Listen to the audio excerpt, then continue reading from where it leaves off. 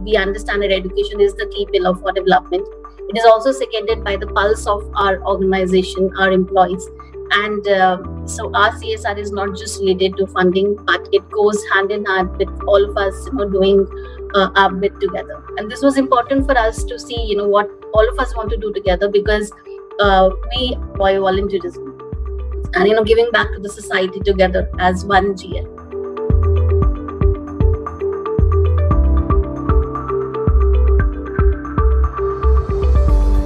Good afternoon, everyone. Thank you so much for joining us today. We, as part of our Impact series, today we have with us Ms. Monika Walia. With over 15 years of experience in the social sector and CSR space, Monika has been associated with various non-profit organizations and corporates at a pan-India level. She heads corporate social responsibility for GlobalLogic India, impacting lives and making difference through social initiatives across different states. Monika has worked across various social issues pertaining to children in need of care and protection, maternal and child and adolescent health, education and environment, to name a few. She has curated and implemented CSR initiatives across several states during her professional journey. Monika has an MA in social work from Tata Institute of Social Sciences, Mumbai, and holds a postgraduate diploma in environmental law from National Law School of India, University, Bangalore. She's a learner, a believer, and is passionate towards making a difference. Thank you so much for joining us today, Monika ji. It's a pleasure to have you with us. Thank you so much, Asta. It's a pleasure to be here, being part of this conversation. Thank you so much, ma'am. Thank you. To begin with our interaction for today, what is it about the domain of education that motivated you to work in it? So I think it's very interesting the way education has become as one of our, the key thematic focus areas for GlobalLogic. So while we are working with our partners for education programs, and in terms of thinking about what is the key thematic focus areas for GL, we undertook a survey which was done internally amongst all the colleagues across GL, and we asked from them, that what is what is the key focus that they want us to focus on. And so interestingly, education was one of the key issues where all of them, actually voted for that to be top priority for the organization to, keep on supporting. So that's how, though we understand that education is the key pillar for development, it is also seconded by the pulse of our organization, our employees. And so our CSR is not just related to funding, but it goes hand in hand with all of us, doing our bit together. And this was important for us to see, what all of us want to do together, because we enjoy volunteerism and, giving back to the society together as one GL. So that's how, we started focusing on education as one of the key areas of our work. That sounds amazing, Monika. In fact, it seems like, it's not just the entire CSR is not operating from a one room of GlobalLogic, but rather the entire, ambit is involved in, taking this forward. And in fact, recently CSR Box also conducted a research of, 301 large companies, understanding, what their CSR spend is like. And in fact, as part of that research, we observed that education, health and livelihood were the top 3 preferred areas for CSR investments. So I would say you're going in line with the, rest of the organ in the similar direction. Right. So moving on. So I think just add on to that, when we talk about CSR in GL, I think there's an overall culture of giving. So if I just briefly talk about, the whole motto. So we have, we say our CSR motto is like grow to give. So, we strongly believe that as we grow, we grow to give back to a society. And this giving back, is a culture in GlobalLogic, I would say, which is, of course, it comes from the top leadership, the kind of commitment we have there to each and everyone, in terms of our colleagues who want to come together and contribute. So therefore, we wanted to, focus largely on what is really the pulse of GL across. And that's how, education became one of the key thematic focus areas for us. That's amazing. That's amazing. Thank you so much for mentioning that. Could you please share with us in detail about the Educate to Empower initiative? Yeah, sure. So when we talk about Educate to Empower, so the name is, of course, about, how we are empowering our society through education. There are different models that we are focusing on here. Of course, So access to education is not really that big an issue these days. But what is important is really the quality education, and that is the focus that we have across the 15 centers across India that with whom we are working. And these are based out of Hyderabad, Bangalore, Pune, Nagpur, to name a few of the locations. So when we talk about quality education, our focus is towards supporting teachers' education, infrastructure development, development of areas where the child can actually have experiential learning, experiences. So setting up science labs and all those support that is required for a quality education. In terms of the way we are looking at education, we are not just supporting the dropout children who have dropped out of education for certain reasons, and however, we are also kind of looking into providing remedial education to continue their education for going forward. So it is a mix of working with the dropout children who are out of school, and the children who need support because they are first generation learners, and they wouldn't really be able to get that support at the back end from the families. So that is the key across the quality education umbrella that we are focusing on. Another interesting concept that we want to share about is in the whole mentoring program. So we started our mentoring program Parivartan, where we mentored the students. Our leaders and colleagues came together to mentor them throughout the journey of education. And this program was further taken up as Parivartan 2.0, where we are actually initiated a scholarship program for the BTech students.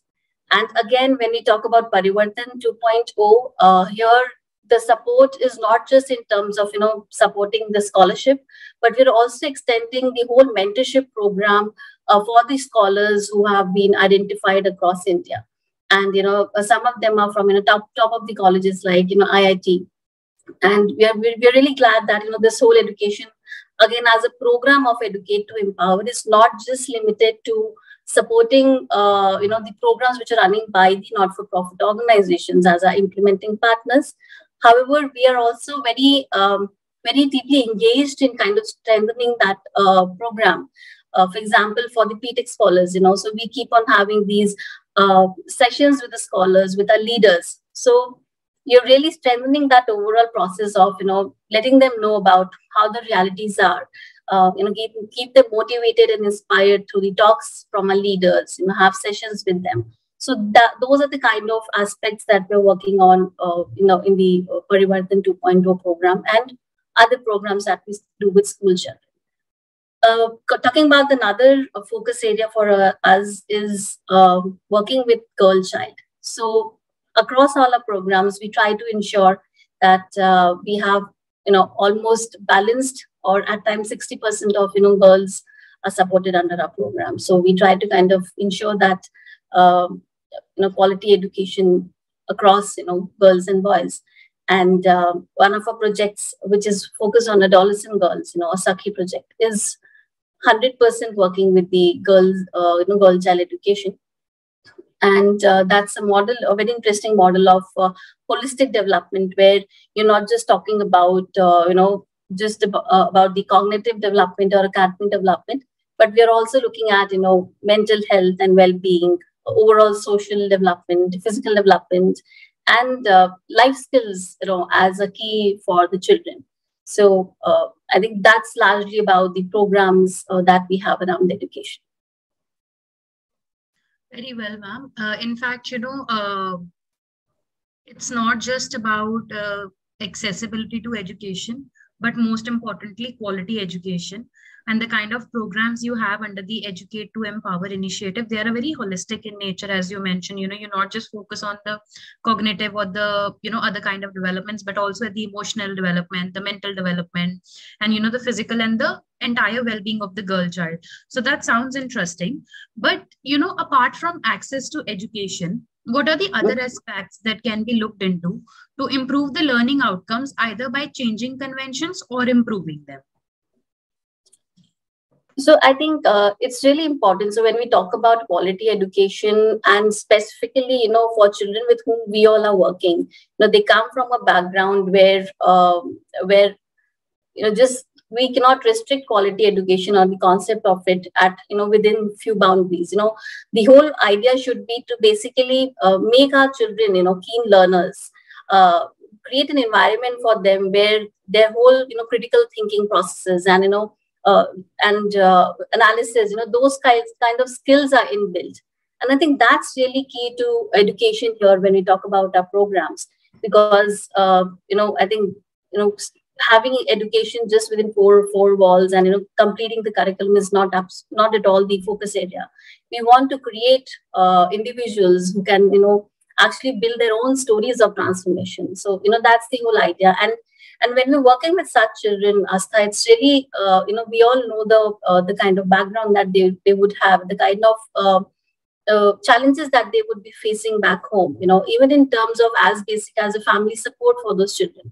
So our education just is not just limited to the children, but we actually extend it further in terms of building the understanding of the parents, creating those platforms where they can witness the whole process of transformation of the child in the school, and through other platforms across the whole tenure when the child is pursuing education. So we are working with the families, the communities, and bringing them together to develop that whole environment for education, I would say. And yeah, and this becomes much more challenging because in some of the projects we're also working with children who are working children. So there is a different set of challenges there. But we also have great stories to tell where at one point where the father would come and shout at the the organization heads and everyone. Now they're the ones in supporting and saying that this is something that you have done not just for us but for our generations to come, and they're thankful to the our partners and the educators there. So I think that's the kind of transformation and education that we want to talk about. It has really built a change across the community and the way they think about education. Well, that's true, ma'am, because, for any project to succeed on ground, one needs to have the ownership by the community and the beneficiaries that you're working with this. In this case, I think it's the parents. And it sounds great that, the parents also start to take ownership for such programs and, looking after their children's education and making sure that they, come out with good, flying colors, in fact. For many students, their learning ends when they move out of school. How do you ensure the students are continuously engaged in learning even when they're not at school? I think this discussion is somewhere where we are talking about various aspects of education, and it's so important that learning and growing together. It really goes hand in hand, because knowing the times and the way we are looking at the whole aspect.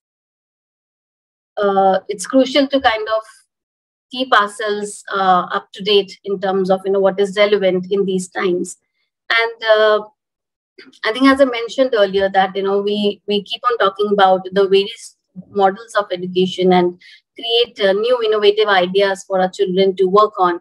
So one is we are not just restricted to the just the academic development in terms of education, and we keep on welcoming new ideas from our partners in terms of how can we have best of the education, experiential education for our children.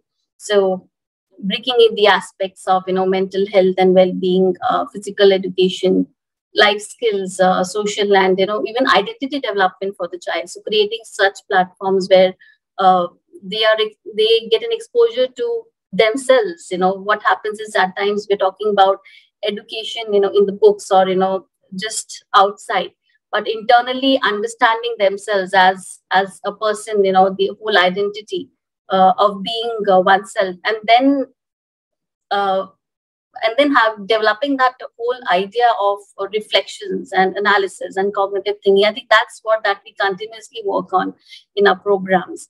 Apart from that, we have been, I think we have learned and built ourselves in terms of the new models of education which have come in, whether it is STEM education or it is about digital literacy.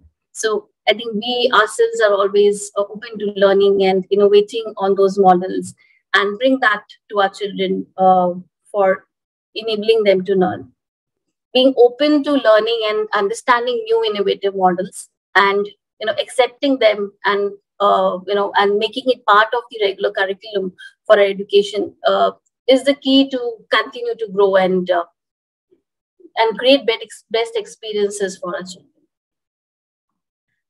Well said, ma'am. But with education, there's a challenge that any intervention, it faces the risk of becoming absolute in no time, no matter how big or small it might be.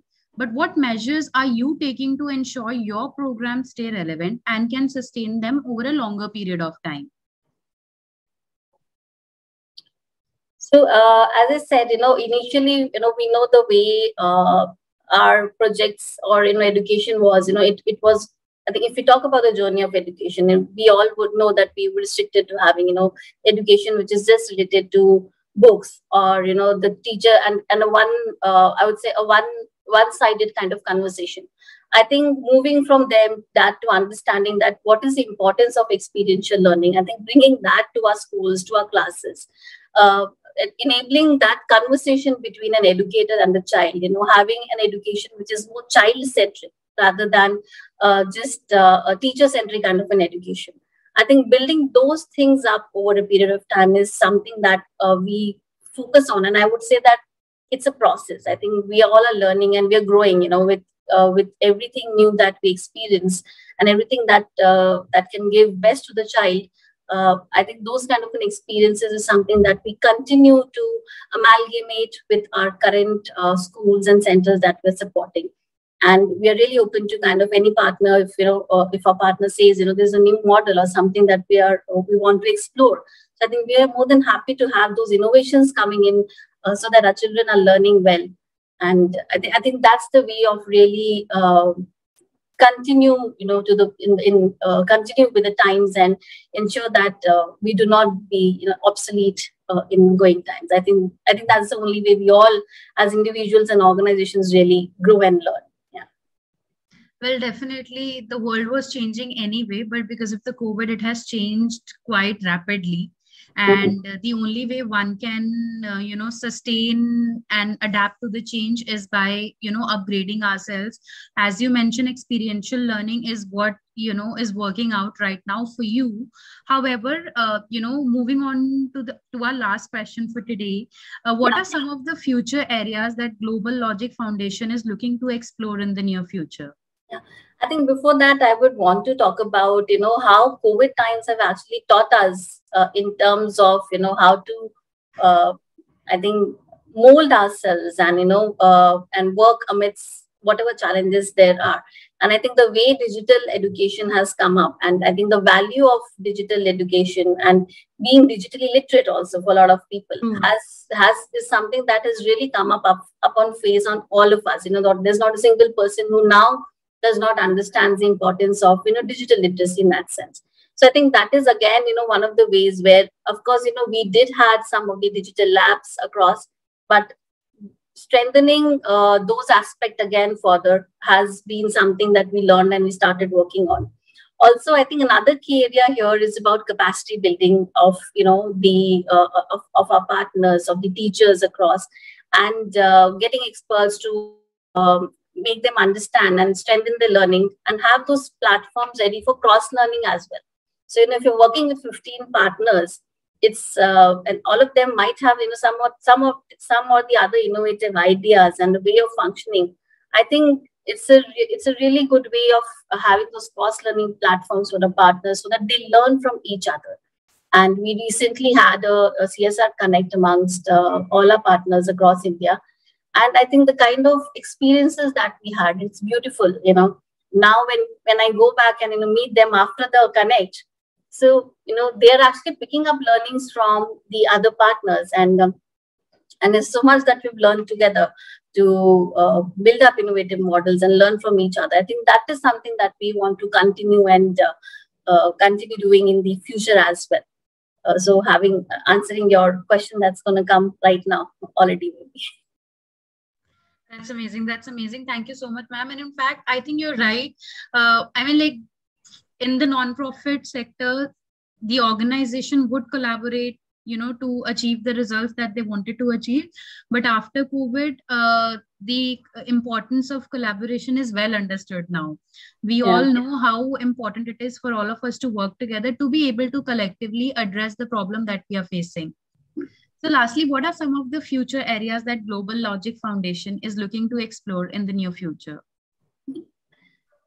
So I think it's really important for us to continue to learn continuously, and I think we want to create that platform for us and all our partners. I think that's something that though we initiated, but we want this to be continued even in the coming times. And if you talk about the Educate to Empower program, I think we would continue to again strengthen our program and keep on learning about the new models, the innovative models of learning for our children, and strengthen the aspect of holistic development and education for our children across the partners.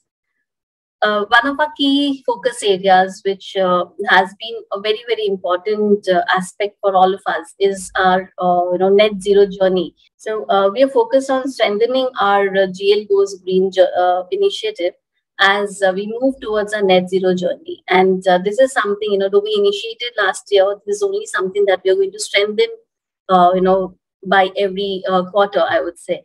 And the whole idea is not just about taking up drives like afforestation drives, but also making sustainability as a core of everything that we do, whether it is at the school level, where we talk about the importance of environment to our children, and having eco clubs, and really living the best way possible, and being responsible towards a greener and cleaner environment.